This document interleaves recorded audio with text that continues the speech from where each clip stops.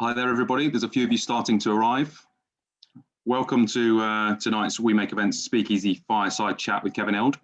There's quite a few of you coming in. So hello to Angela, Ben, Catherine, Chris, Francis, Frankie, Georgina, Jane, Jeffrey, Jim. The list is going on and rapidly increasing there. So as I say, welcome to the We Make Events Speakeasy Fireside Chat with Kevin Eld tonight.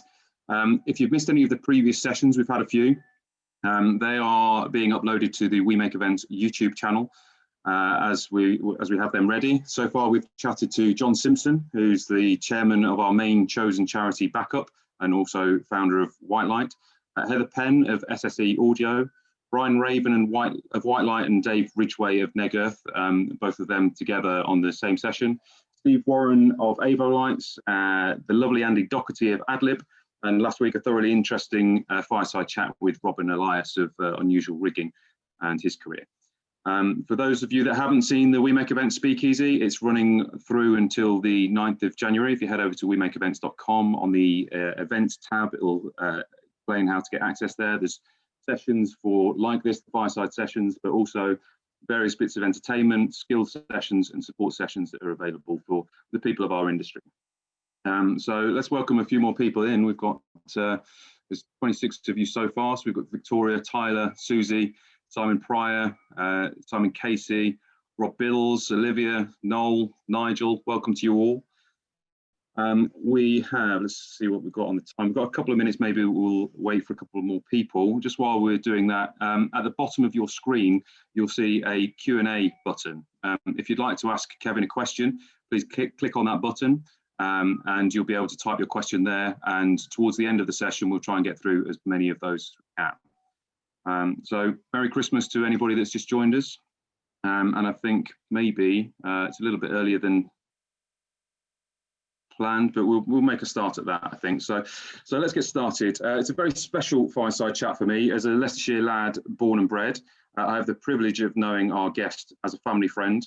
And in fact, not only is he the man that inspired me to make a career out of the event industry, but he also was the man that introduced me to We Make Events' own Gary White. And so he's actually fundamentally the reason that I'm part of We Make Events in the first place, and the reason that I'm sat here in front of you. So it's my great pleasure to introduce you to Kevin Eld.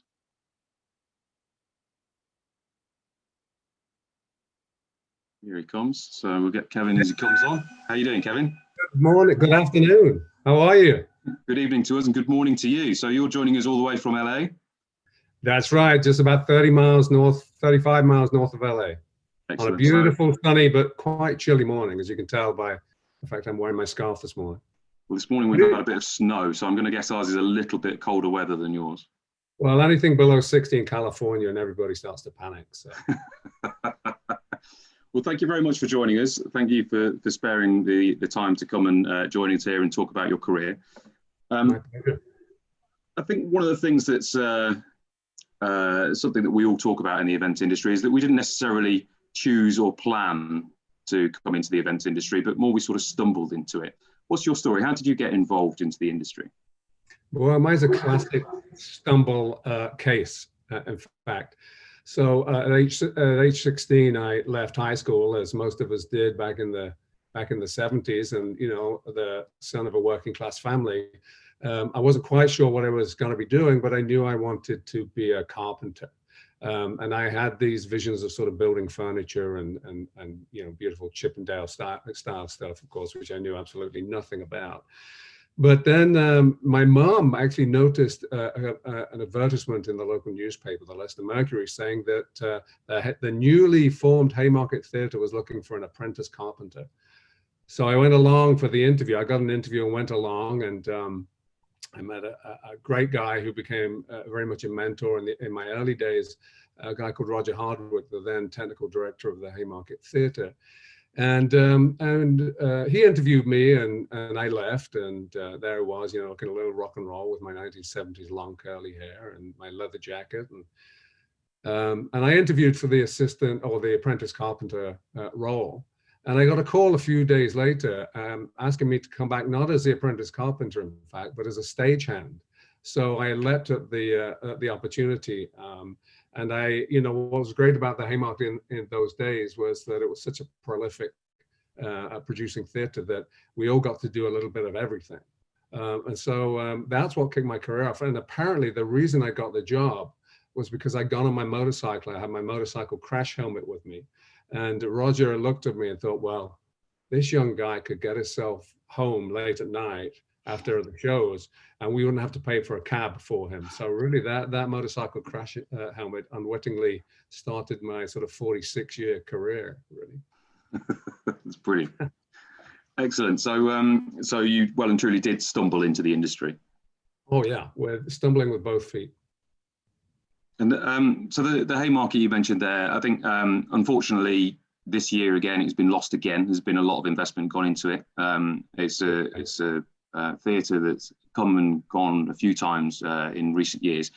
But back in those days, it was a significant theatre, wasn't it? You were involved in a lot of shows with a lot of people that have that we now consider very famous people that were treading the boards there early in their career, I guess.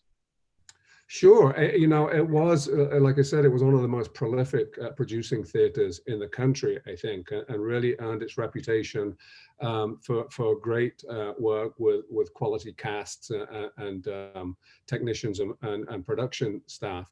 And you know, we did some incredible productions over the years, not least of all and Butterfly with Anthony Hopkins was a co-production which transferred to the West End. My Fair Lady, where Liz Robertson met Alan J. Lerner, and they married and lived together until, you know, Mr. Lerner's passing, and Peter O'Toole in Pygmalion, and so on and so forth. So it was an incredible place to work. Mia Farrow, I remember borrowing my the much famed motorcycle jacket, and then wouldn't give it back to me. Yeah, she was joking, of course. I got it back in the end, but it was an incredible place to work, especially for a kid like me that, you know, had spent his life, you know, I'd grown up very happily on a council estate in Leicester, and found myself thrust into this world, and you know, I really had never been to a theatre before I actually started working in one. So it was an amazing place to be, and I got to work with some really wonderful people that taught me so much, you know, in the workshops and various designers and so on and so forth. So it was a place that I never wanted to leave, and I found that to be true for most people that have worked there and experienced it. Yeah, I think being from Leicester, it's something that you hear people look very fondly back on the proper days of the Haymarket Theatre, and actually within the history even further than people that are from across the country still look back on the days of the Haymarket very fondly. So, and you clearly have very fond memories of it.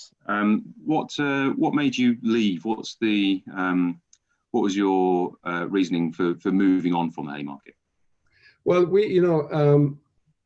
I progressed through the ranks of the Haymarket relatively quickly. I went from being a stagehand, and within a few months I'd become the flyman at the Haymarket Theatre, and then a few years after that I became what was called at the Haymarket, at least, the technical stage manager, which I guess is like the master carpenter, but there we had a workshop full of carpenters, so it was called technical stage manager, where I basically ran the crew and anything to do with you know, the fit ups and the rigging and things like that. And then by the time I was in my, I would say mid-20s, I'm terrible with dates, by the way. By the time I was in my mid-20s, I was a production manager for this incredible producing theatre. And I'd done so much and been so many places and transferred and been involved with so many productions. We had done a world tour of a production of Hamlet, which was directed by Yuri Lyubimov, the sort of famed Russian director, and designed by David Borofsky, which involved me in actually showing up in a strange house in Brussels to meet with Yuri for the first time. It was a very strange first encounter with Yuri, but he turned out to be this incredible guy, and we reproduced the Taganka theatre version of Hamlet but for a world tour, which was an incredible production. And during that time, I was being mentored pretty heavily by a guy who has remained a friend, a lifelong friend, even be it at a distance, called David Goddard. He used to tease me mercilessly, but I loved him to death. But we'd also taken a tour of Julius Caesar and Creon to every major city in India. And I've been lucky enough to go out on the sort of scouting tour for all of the different venues for that production and choose the venues, which was such a sort of incredible opportunity way back in the sort of, I would say, the early to mid 80s. And so I had the opportunity to do all these incredible things. And I sensed that the Haymarket had sort of plateaued in terms of its sort of, the halo was starting to dim a little bit on the Haymarket for all sorts of reasons, I think. And I decided it was time for me to move on and learn something else. I had this thought circulating in my mind for probably 2 years. And that's been a constant theme with me whenever I've moved on. The thought about it, the seed started to germinate way before I actually moved. And so, believe it or not, I decided that I was going to go to Canada and I wanted to fly bush planes for a living. We have all these sort of weird, fanciful dreams when we're younger, right? And my wife agreed, and we had actually gotten permits to emigrate to Canada. My sister was going to sponsor us, and so we were going.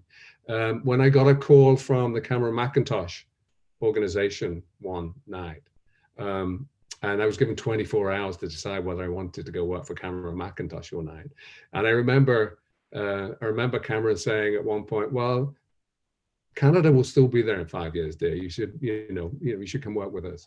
So I did. Long story short, I did, and that was really the rationale for moving. Was it just felt like it was time, and that I needed to sort of grow a little more as a sort of production manager, producer sort of figure at that point. So, that's kind of how it happened. Bush planes in Canada could have been an entirely different, but yet still very interesting career. Can you imagine? Lovely. Okay, so you went down to work for Cameron Macintosh. Obviously, you made that choice, and that was the next step on your journey. So, what was your highlight of your time with Cameron Macintosh? It's funny that the question of what were your highlights, or what were your highlights of your career, because I started to list a few when I started to think about the chat we were going to have this morning, and there were so many, and they were all sort of competing with each other that it was very, very hard. But I would say there were two really big highlights for me personally. One was when we opened the first UK touring production of Phantom of the Opera. Because I was still pretty green in terms of touring these big, all singing, all dancing musical sets at the time, and the enormity of it really hadn't struck me, because Cameron, rightly so, wouldn't allow us to sort of, if you will, dumb the show down for touring. It had to be the same production that was at Her Majesty's Theatre in London. So I worked with some incredibly talented people: Delstar Engineering, Paul Sadler. Not least of all, another icon of the industry, and many other brilliant people, Howard Eaton and Alan Jacoby, An Unusual Rigging, helped me to really create a production that was indeed the full show. I mean, goodness knows how many 40-foot trailers it traveled in, but there was a lot. And Cameron was so supportive throughout those years, or throughout that time. So opening that at the Manchester Opera House and then taking it on to His Majesty's Theatre in Edinburgh was quite a moment for me. And then the other big moment was opening Oliver at the London Palladium, which was, I think, the last production that Lionel Bart was ever involved in. And of course, Sam Mendes directed it. And, it was, that was a big deal for everybody, but for me, it's one of those moments that has stuck in my mind forever. And just some of the great moments that we had leading up to that, to the opening of that show, and just some of the fun times, with, I remember one day sitting in the auditorium, and there was me and there were some set changes happening, and I was sitting there making myself some notes, and, Sam Mendes and Anthony Ward and others were sitting, several rows back. But that was it. Other than that, the auditorium was empty, and Lionel Bart walked in, and he stood by the row that I was sitting in, and he looked around this vast empty auditorium of the Palladium Theatre, and looked at me, and he said, "Is anybody sitting there, mate?" And I looked around, I said, "Really? There's like 2,000 other seats, and I know you're going to sit there and talk my ear off for the next hour, and I'm trying to make notes and so on." So just moments like that just stick with you, and it's fun times. Yeah, I think it's one of those things that I've always said about this industry, that we're like a family. And it's great to do a job with some people, not see them for ages, but then as soon as you slip back into that next job with them, it's like you've not, it's a few days since you saw them, and it's back to that extended family, and that's certainly one of the main reasons that I like to do this. Yeah, and I think that's what all of us ultimately get to take away from this industry. I haven't lived in the UK, worked in the UK since 1997, and yet I could still call people that that I worked with back then, and it's like we worked together yesterday. And I think that's very, very special and quite unusual, and something that that often we forget to treasure, or it passes us by and we don't realize until afterwards that that we were part of something very, very special. Yeah, indeed. And you mentioned there about the touring side, and then the touring show having to be the same spec, the same level. Did you is that like the challenge that you would relish? Is that something that would spur you on to have that bar raised? Yeah, it is, because what I found over the years, and what I've come to realize, is that allowed me to engage and interact with the industry's top innovators, and the way that you found solutions to certain things were sometimes brilliant and sometimes utterly ridiculous. I remember for Phantom of the Opera talking to Paul Sadler and his team about the candles that come out of the floor for the Phantom's Lair, and how we were going to create these candles, some as tall as 18 inches, 2 feet maybe. How were they going to come out of a 10-inch show deck? And it wasn't acceptable to me that they would be sort of conical like they had been on the American tour. And the reason it would, the reason why it was unusual, the solution to that, was because I remember sitting in Paul's office talking to Paul, and behind Paul was a dog figure on a little podium. I don't know if you've ever seen them, where you press the bottom and they're on elastic, and the thing collapses, and then you let go of the bottom and it stands up again. I was playing around with that, and Paul looked at it and he said, "Hold on a second. What about if we?" And the candles ultimately ended up being a segment, like a spine, and they were driven by a sort of splined wheel, and they came from horizontally on the stage, turned a corner and came up, and they were held together by an internal elastic or bungee cord, and the power was taken to the little light on the top by two springs, which that was something that Howard Eaton and his team had sort of created for us. And we had the added bonus of, if they ever got knocked over, they just kind of sprung up again. Somebody didn't quite drive the boat in the direction it was supposed to go in. So just little things like that are so, so brilliant. It's such fond memories of little discoveries and moments like that. Yeah, and I think they're probably quite often the rewards of doing it is actually the success of making those things happen. Yeah, and almost unbeknownst to the audience as well, those little cheats or little workings out that they don't necessarily mean anything to the people that watched it, but it's the overall success of the show, isn't it? That's right, and it's the immense pleasure you get from succeeding in a task that was seemingly impossible when you first started to examine it. I mean, those moments are priceless. Excellent.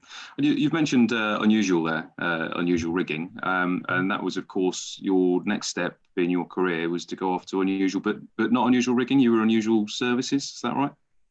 Yeah. Initially, it was unusual entertainment, and then it became unusual services. But I had and still have enormous respect for Alan Jacoby, and we have become quite good friends over during the course of the Phantom Tour, and Oliver, and Alan always, when Alan and his team were on the gig, it always made me feel very safe, and he was such a character, as everybody that's known him will attest to, and he was so driven, and he created this incredible company that I just wanted to be part of it, and when I had when we had opened Oliver, I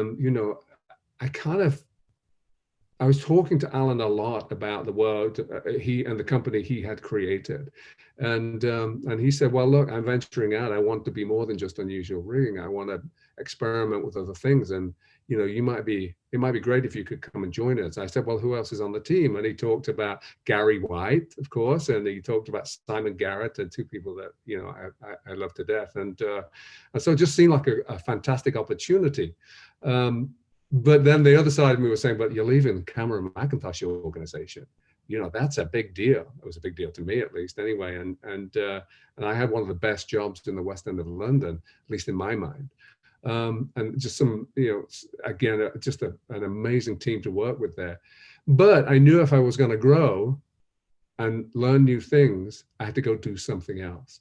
And so I made the decision to go and join Alan and Simon Garrett and Gary White and the rest of the unusual team, Brian Rose, and be part of this sort of new venture that Alan was sort of formalizing. I think he'd always been part of events and creating events, but he was sort of formalizing it under the unusual banner. And so, I suppose. Sorry, Carol. No, I was just going to say, and so I went along as the sort of the sort of orchestrator of the team and trying to get the work. Simon and I would go out and pitch for jobs, and then just trying to sort of conduct the orchestra of suppliers and freelancers and team that were going to work on these incredible events. And this, I guess, was your stepping out of the theatre into a greater event world. So how did you find that, going from a mainly theatre based into more live event? Yeah, well, we were working on some fantastic events with some really talented people, but I was out of my comfort zone. I was out of my power alley initially, and while I adapted quickly, I came to realize that it was not really the world that I wanted to stay with, because I didn't have the same comfort level there as I did in the theater, even though, ultimately it's the same meat, different gravy, if you will, for want of a better expression. It felt a little transient to me. Everybody puts their heart and soul into creating this amazing and incredible events, and they were, some of them, just mind-blowing. But then it's gone the next day, and I sort of always had this terrible sense of loss when it had finished, and when we were sort of tearing it out, it never sat easy with me. I wanted more. I wanted to stay longer. I wanted it to have more life, and so probably 2 or 3 years in, I started to look for, I started to think about other opportunities. But there were some epic sort of times and moments during that period that I treasure. I think one of those is we've probably all been through a project at some point or other where we've thought, this might not happen. Right. But I think you had one of those during your time. And we had a doozy of one of those, and I'm sure if there's anybody in this on this call right now that's listening to this, they'll be laughing right now. But it was the kind of event you can only laugh about afterwards, and it was called the Royal Pageant of the Horse, and it was an event that was to celebrate the Queen and Prince Philip's 50th wedding anniversary, and it was taking place at Windsor, and the whole notion was that there would be this huge event that sort of really painted this picture of human involvement or the human relationship with horses, and so there were thousands of horses and seating stands for 40,000 people, and a stage that could accommodate a choir of hundreds, and a big central arena. And in the middle of setting this event up, it started to rain, and it rained, and it rained, and it rained. And I think at that time, it was the heaviest rainfall ever recorded in July. I think we almost lost Wimbledon that year.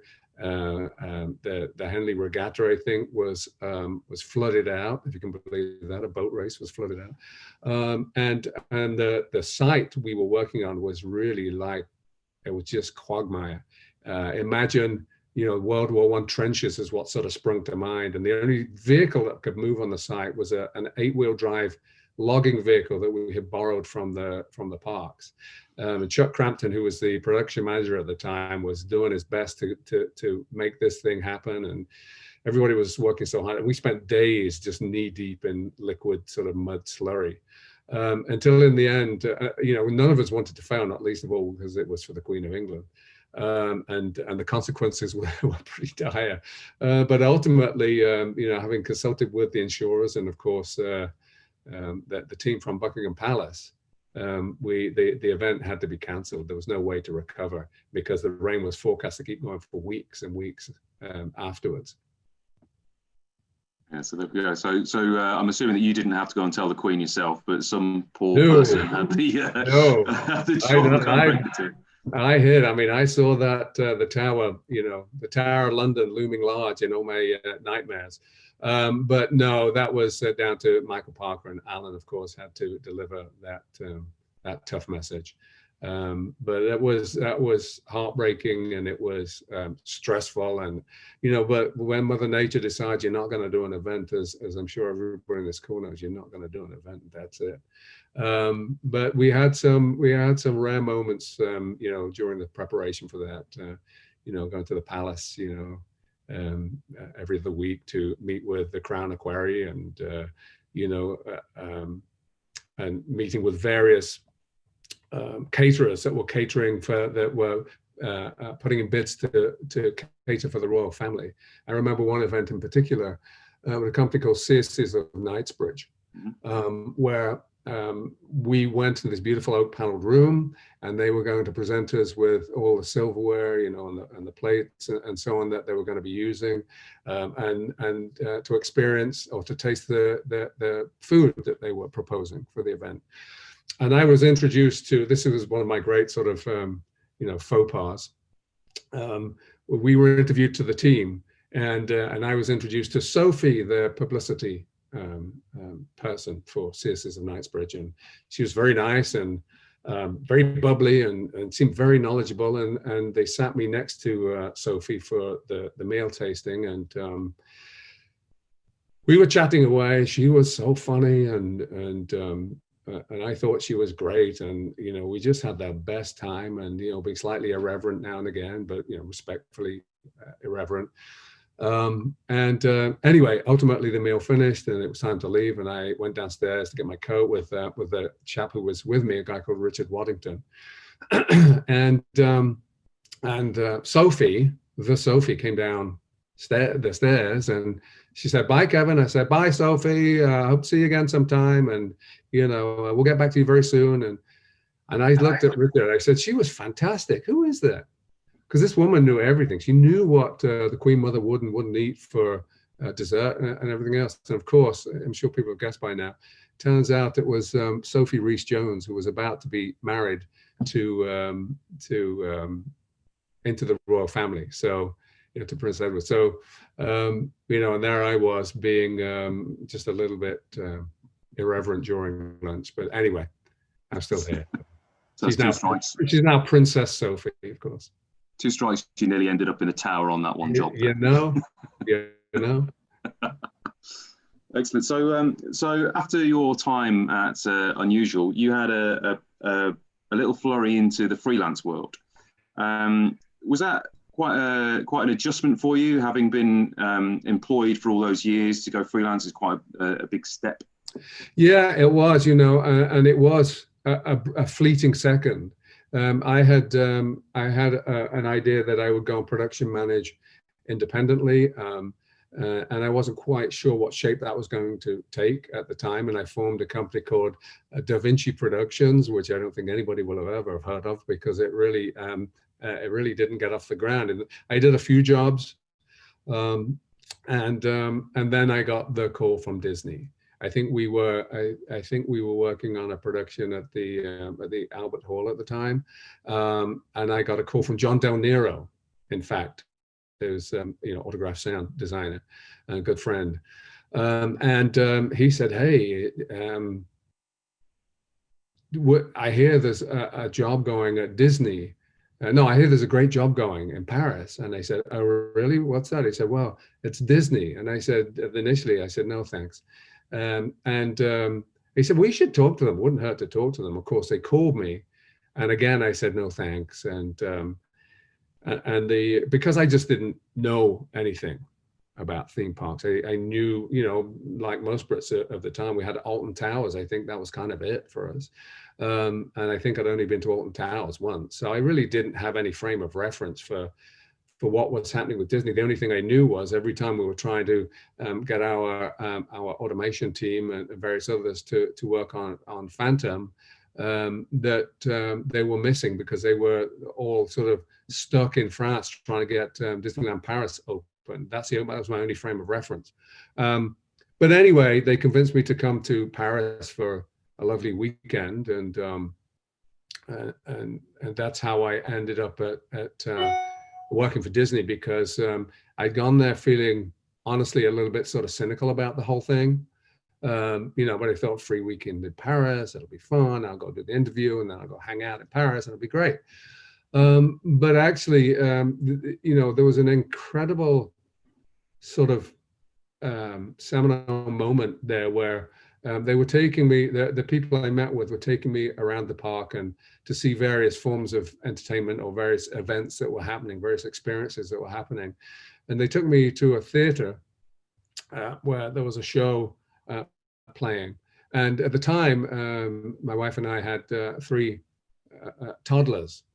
And the thing that really impacted me very deeply was not so much the show. I don't even remember what the show was, but I remember witnessing the impact it was having on these families, the children in particular, and how they were so spellbound with what was happening in front of them.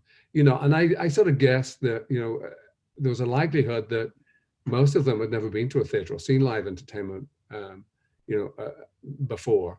And it seemed to be, and I left thinking, you're sort of deeply touched by the whole thing. And I left thinking, wow, they tell me they have 12 million visitors a year at Disneyland Paris.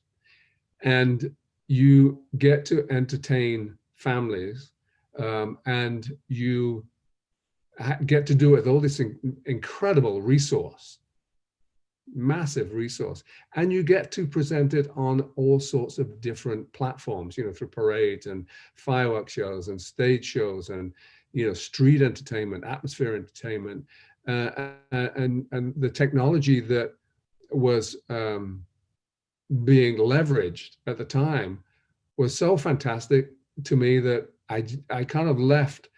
I remember on the flight home thinking, oh, geez, I hope they offer me this job, because it's really speaking to me, really spoke to me very deeply inside. And I think that was to do with being, the father of 3 young kids. It also meant that, we could maybe experience living in another country for a while, and I fully intended to stay there for maybe 2 to 3 years. And how long did you stay there in the end in France? I think in France I stayed, I want to say it's 3.5 years, something like that. At the time I left, I was the vice president of creative and production. So really the vice president of the new content experiences that we're creating for the entertainment team at the time. Again, a wonderfully talented team. And we were able to bring in new designers, directors, performers, just about every time we created something. So so I had fully intended to come back to the US, to the UK at the time, and sort of rekindle my career in theatre. When I met a lady called Anne Hamburger, who was the newly appointed entertainment leader, or leader of the entertainment team in Glendale in California, which was a brand new live entertainment team that at the time wasn't even fully sure what its brief was, but it was a small team. And she, I remember that a friend and I flew to California to present a new project we were proposing for, and it was strange because I remember being called into her office and being offered a job at that time as director of production in California. So I was absolutely ready for a move. But I was planning to go back to London, and then I'd be back home with all my friends and all the colleagues and all the people I'd worked with for so long in a familiar environment. But it seemed hard to pass up the opportunity to go to California, to go to the very sort of heartbeat of the place that creates all of these theme parks and the cruise ships around the world, and all the sort of technologies invented or leveraged from that sort of central team, Walt Disney Imagineering. And I'd heard so much about Walt Disney Imagineering and really still didn't fully understand what it was at that time. But here was a great opportunity and a brand new team that was going to create its own role for the organization. And so I talked to Jenny, and the next thing we knew, we were on a plane to California with 3 toddlers in tow, and and the start of a whole new adventure. So again, not something I was particularly planning, but a fork in the road presented itself, and we both, with the support of my wife, who has been incredible throughout this entire sort of crazy career that I've had, has always been very, very supportive, and as with most couples, there's always a rock behind the scene, so. Behind every good man, they say, don't they? I think that's never a true word spoken. I think we heard from one of the previous sessions with Heather Penn, one of the previous Fireside. Heather and John Penn set up SSE Audio, and so we got to hear the truth behind the behind the story. Really, isn't it great when you hear the truth of how it really happened? It's rarely as heroic as you've been led to believe. So you said it's the start of a new adventure as you went to LA, and I think probably what an adventure when you started over at Disney Imagineering over there, the company probably was a shade smaller than what it is now. You've been involved in launching ships and theme parks, and the whole company's grown whilst you've been over there. So tell us a little bit about Disney and the changes that you've seen in it. Well, it was a very special opportunity. As I say, I arrived in LA and went to work on this group of really talented, small but a small but mighty group, I would say. And we were trying to work out what was expected of us. The group was separate at that time from Walt Disney Imagineering. It was called Disney Creative Entertainment, I think. And we were the centralized organization that was really, I think ultimately its brief was to create innovative entertainment experiences that were influenced by what was happening at Walt Disney Imagineering, to bring in new thinkers for sort of to get some differentiation from what had been presented in the park to that point. or some different thinking, some innovative thought and creativity. And so we did that. We leveraged a lot of talent from the New York scene and from around the US and even the UK, actually, and France, as I start to sort of open my thinking about it. Ultimately, Annie Hamburger decided to leave the company, and so she left the company, and I was offered the opportunity to take over the leadership of this group. And during that time, there was a philosophy that really focused on sort of becoming a sort of global effort, a global company, and how could you unify as much as possible the thinking around creativity and diversify the thought around creativity. And so I was given the brief to try to turn creative entertainment into, or Disney theme park entertainment into a single organization worldwide. And so it was connected. So, you know, Tokyo, because before Tokyo didn't know what was happening in Hong Kong, and Hong Kong didn't know what was happening in Paris, and Paris didn't have, because they were all very, very busy teams, and they were focused on the day-to-day delivery and running of all the entertainment product and creating new stuff as well. And so that plates were fully loaded. So we became the sort of, you know, we were asked to become the sort of glue that would sort of bring all of that together and connect all of these teams together and offer opportunities to people, maybe say somebody that worked in California that was a sort of standout.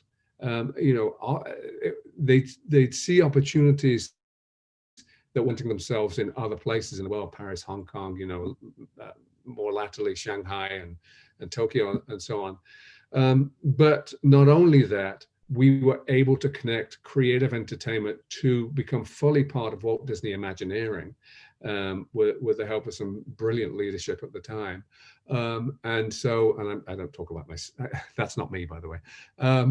But there's some brilliant and inspirational leadership at the time, a guy called Bruce Vaughan, Craig Russell, and the then chairman of Theme Parks and Resorts, Tom Staggs, and of course, you know, Bob Iger at the very, very, very top of the company. You know, we became fully part of Walt Disney Imagineering, which then meant that, you know, all of the storytelling through placemaking that happens in theme parks could be fully part and parcel of an entertainment experience, or an entertainment experience could play into the world that had already been created, not to necessarily be totally dictated by it, but to be informed by it.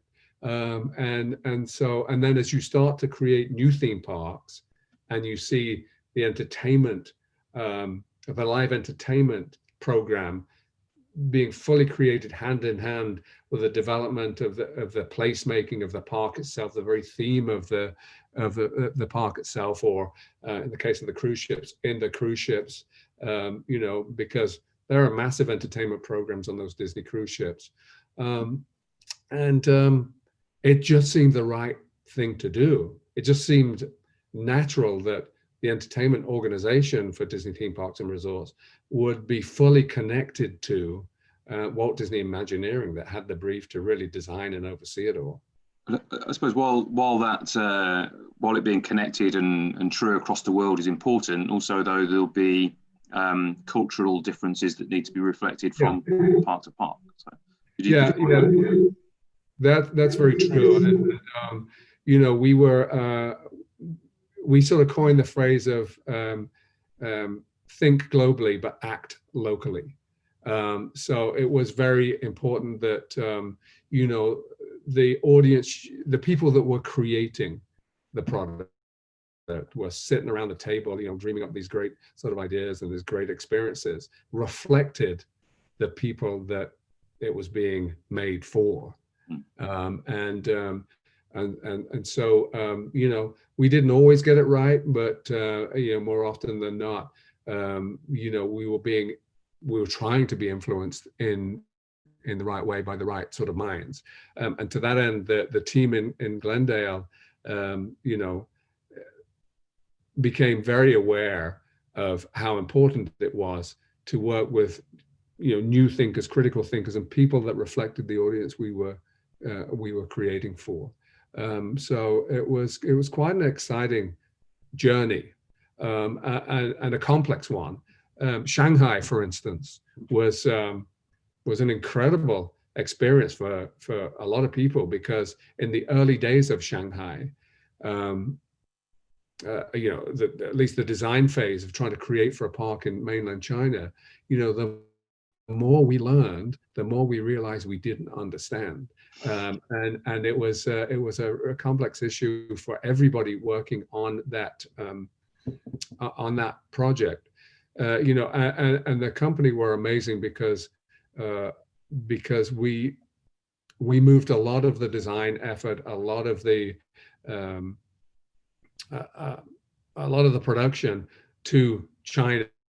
We didn't, we realized it was pointless to try to build everything and ship it out to China, because that just wasn't going to work for us. So we did cultural immersion tours of China, and made sure that we had a lot of Chinese team members, and there's now a Walt Disney Imagineering team in Shanghai and Hong Kong and Paris, and that are sort of fairly heavily laden with local people that have been trained to be Imagineers in those countries, and so it's been really great to watch the company grow at the rate that it's grown at, frankly. Excellent. Well, I could ask you questions for the rest of the night, but other people are asking as well, so I better throw in some audience questions here. So this one, I don't know whether there's a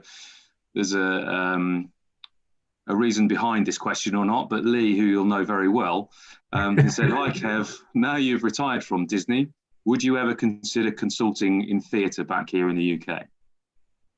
That's a great question. It's a question I've asked myself a lot, and I think the answer is yes, if it was the right project. And it felt like it wasn't going to be too stressful. I probably would, just because what I've experienced in the last few years. One of my favorite things to do for Disney, I have come to realize, was working on productions that were going into the theaters on the Disney cruise ship, because what I realized was every time I stepped in an auditorium or on the stage, it felt like coming home. And it's a feeling that's very hard to describe, but it's a very powerful feeling, and so I probably would do that. There we go. So I don't imagine why anybody would ever want me to come and do it. There might be an opportunity there somewhere. There might have been a job offer. So also here from Catherine, do you have any advice for those who are looking to switch careers? Where is the best place to start to gain experience? So whether that might be between different careers within the events industry, or externally, or coming into the events industry. What are your thoughts on the gaining experience? I think the first thing to do is realize that that's what you want to do. Be honest with yourself, answer the question for yourself. You don't have to know exactly what it is you want to go and do. It helps if you do know that, but then be patient. A lot of people want to go right at it and then get downhearted when it doesn't happen right away. And the reason I talked earlier about saying that, for me, the seed planted itself, and then I was smart enough to let it germinate, but also I sort of had a better understanding of maybe where I wanted to go, but also I started talking to people, to say, hey, I'm open to opportunities. I might be, so I kind of kept my ear to the ground, and eventually an opportunity presented itself, and it wasn't always the obvious one for me, like Disneyland, Paris, or California. There was a fork. I always describe it as a fork in the road presented itself, and where normally I would have turned left, I decided to turn right because an opportunity presented itself. And I'm a firm believer in it's okay to go and try something that you hadn't imagined that you would ever do. Because you'll learn a lot, even ultimately, like me with the events industry, even ultimately that's not going to be the long-term thing for you. You will still have learned a lot and met a lot of great people, and have the opportunity to be mentored by some of the best. So I think patience is the key. Patience, and then just starting to put feelers out and doing the groundwork, and wait for an opportunity to present itself. Don't be too desperate. Do you think there's a benefit in exploring those avenues outside your comfort zone as well for that? Yeah, because that's what I've unwittingly done my whole life, but always with this rather naive sense of I'll work it out. And a lot of the people that I was working with had university or college careers or degrees, or just vast experience where I had none. And I figured I was always confident in my own smarts to be able to work things out. And I tried to make a great efforts to be the guy that people wanted to work with, and that was important, even if it was only in my own head. I wanted to be the guy that you could rely on, that could get things done, that was fun to work with. I believe deeply in the power of laughter and fun, but when it's time to get serious, you need to know when that time is and knuckle down. But we all do this because it's fun, even when it's not. It's always fun afterwards. It's always fun. I think it's the people around you as well. It's the it's the camaraderie of it all. Yeah, even if the job itself doesn't actually turn out to be that fun, generally the people within our industry find a way to make it fun to get us through that situation, and then be able to tell the story about it in a fun way afterwards. Exactly. Yeah, it's like living old war stories. yeah. Some jobs more than others, I think. So we've got also. DJ Roberto Ventura asks, first of all, Merry Christmas and Happy New Year. What's your vision on how our industry will recover from this COVID, and how do you get to this point? Creating safe bubbles to produce small events, what's the way?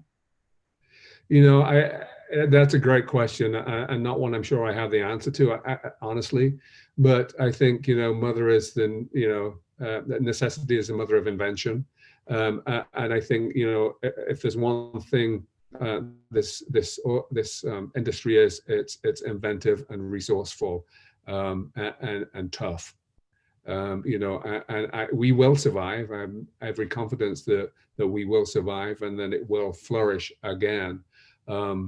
But when I see what people are doing, the creative ways that people are holding sporting events or events like this, it's more difficult in a bubble, but there's lots of as lots of people have shown, and I think we're being inventive because that's what we do. Whether it's and when I talk about invention and creativity, I don't just mean about designers or artists. I'm talking about technicians and production teams, because it's all right. It's great designing something that's beautiful and incredible and will wow audiences, but it's people like us that have to turn that into a reality. And so I think that production teams and technicians are some of the most creative people in the industry, quite frankly. So we'll recover. We'll keep finding new ways to present live entertainment, either virtually or in bubbles, and we'll get through it. Excellent. I think George has a question here as well. Of all time, anything that you've been involved with or not, what is your favorite show of all time? Oh gosh, that question. Listen, here's my list. I'm going to share some. That's a list of things I was writing down yesterday and thinking, what the heck? I don't even know how to answer that question. I think there's probably it's got to be thousands of productions that I've been involved with over the years. So to pick any one is very, very hard. I have some incredible productions that I remember so fondly for all sorts of different reasons. And Butterfly was one of them. I got to work hand in hand with a wonderful designer called Aiko Ishioka, who was this incredible Japanese designer. She designed Bram Stoker's Dracula, and she spoke very little English, and I certainly didn't speak any Japanese whatsoever. And we were kind of frustrated with the translators we had, so we did most of that through sketching and gesticulating about what we were trying to achieve and all of that. And then such a beautiful production.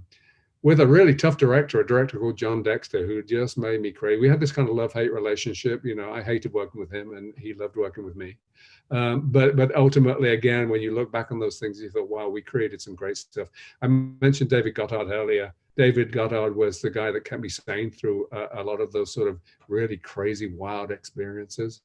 And so I'll be, eternally grateful to him for that.